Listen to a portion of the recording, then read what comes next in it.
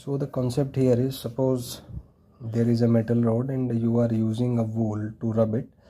So when you are using your hand, so what will happen is it will certainly acquire a charge, but as human body is conducting, the charge will flow to the ground. So although it has been electrified, but since human body is conducting, so the charge will get transferred in a very short span of time. So if we talk in long terms, in a long time interval, then we can say that there will be no electrification involved. So we can say that it will not show charging.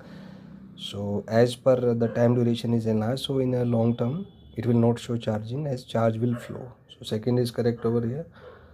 Next is a metal rod with insulating handle. However, if you repeat the same process by keeping insulating handle, so human body here is conducting. So if you keep insulating handle, then suppose it gets positive charge, this is insulator, so there will no transfer of charge, hence it will show charging, and as it can attract other objects. So if you use an insulating handle, then certainly it will show charging.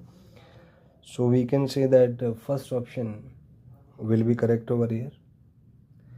Next is, if we connect a copper wire to a neutral pith ball and a negative charge to the ball, then obviously pith ball will get negative charge, as there will be transfer of charge. So second option will be correct over here. Next is, in the above question, if a nylon thread or rubber band is used, so the rubber band or nylon thread is an insulator, so as I explained earlier, so there will be no transfer of charge. So second is correct over here. Next is, substances which allow electricity to pass through them are called conductors basically. So first is correct over here. Next, conductors have, so they have free electrons in them, because of which they are able to conduct. So first is correct. Next is, which of the following are conductors? All are conductors. Fourth is correct.